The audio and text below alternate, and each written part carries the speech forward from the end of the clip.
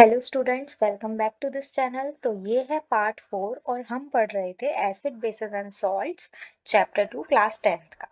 ठीक है, तो आगे हम कवर करेंगे कि कैसे जो एसिड और बेसिस हैं वो एक दूसरे से रिएक्ट करते हैं। ठीक है, एक्टिविटी 2.6 में बताया गया है कि आपने 2 ml डाइल्यूट NaOH लिया है एक टेस्ट ट्यूब के अंदर और उसमें 2 ड्रॉप्स फिनोल्फ्थलीन मिलाया है। ठीक है, तो सॉल्यूशन का कलर क्या होगा?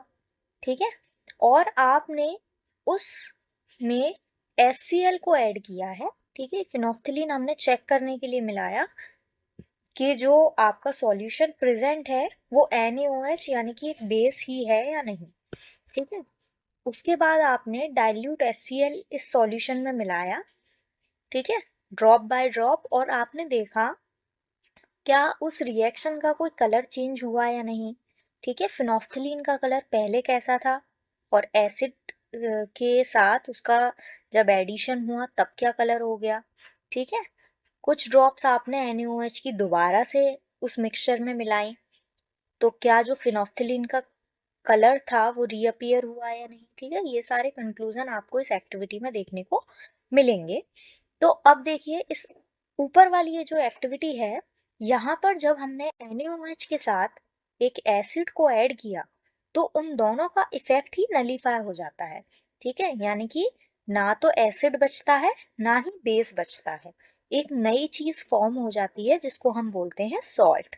ठीक है, और इस सॉल्ट के साथ वाटर भी रिलीज होता है।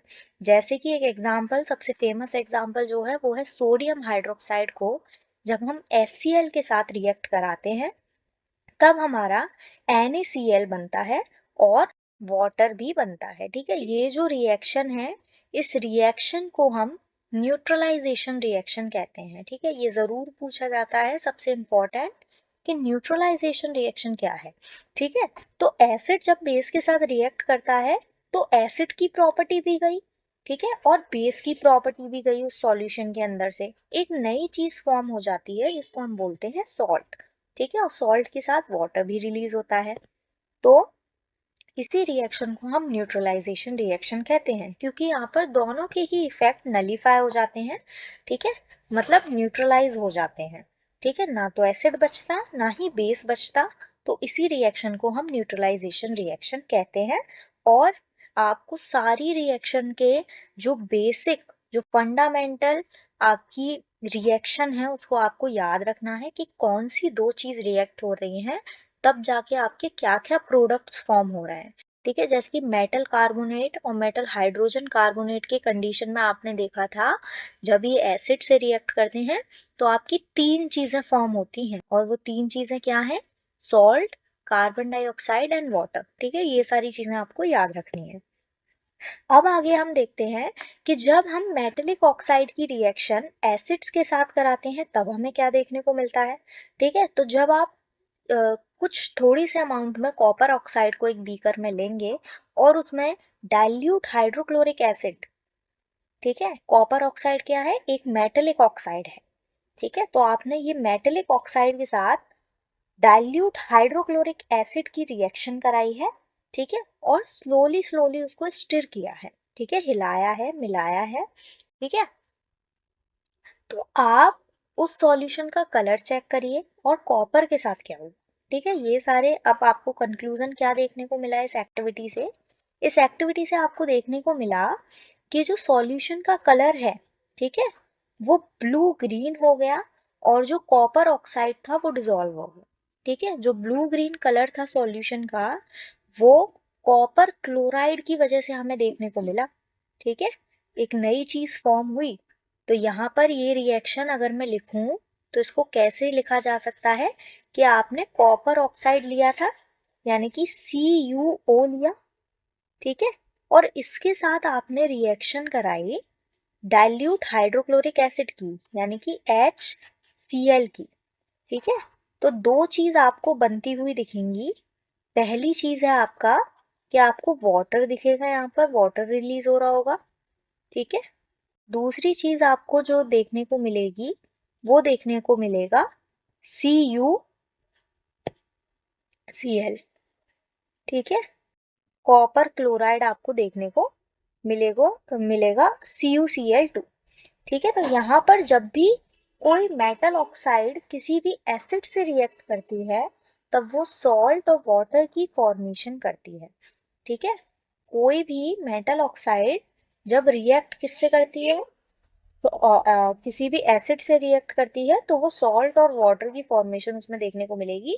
ये जनरल रिएक्शन है जो कि किसी भी मेटल ऑक्साइड की एसिड के साथ हमें देखने को मिलती है। ठीक है, और अब ये रिएक्शन जो बैलेंस नहीं है तो इसको हमें बैलेंस करना पड़ेगा। सारी रिएक्शंस जो लिख कर आनी है वो बैलेंस्ड केमिकल रिएक्शन ही होनी चाहिए। ठीक है, तो इसमें एक और चीज कि जब मेटल ऑक्साइड किसी बेस के साथ रिएक्ट करेगा तब भी क्या चीज देखने को मिलेगी, तब भी क्या चीज देखने को मिलेगी कि आपका सॉल्ट और वाटर का फॉर्मेशन हो रहा होगा। ठीक है, और जो मेटल ऑक्साइड होती है, ठीक है, वो बेसिक ऑक्साइड कब होगी, यानी कि बेसिक नेचर की कब होगी, तो आपको ये चीज ध्यान रखनी है, पूछा जाता है कि मेटल ऑक्साइड बेसिक ऑक्साइड कब होगी।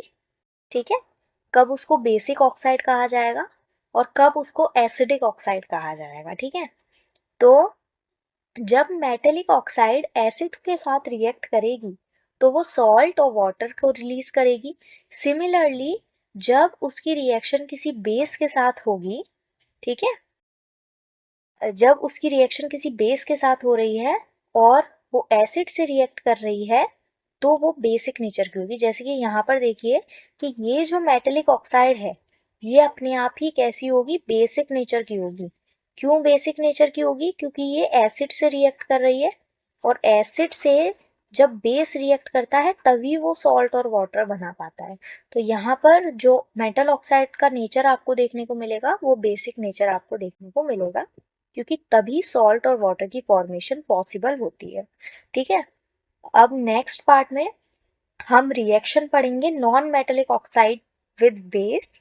ठीक है, वैसे ये छोटा सा टॉपिक है आपका, ये सेम यही है जो अभी हम पढ़ रहे हैं। ठीक है, थोड़ा बहुत इसमें डिफरेंस है वो हम नेक्स्ट वीडियो में देखेंगे। Okay, thank you. अगर आपको वीडियो पसंद आई हो तो इसको लाइक एंड सब्सक्राइब करें और जितना हो सके उतना शेयर करें।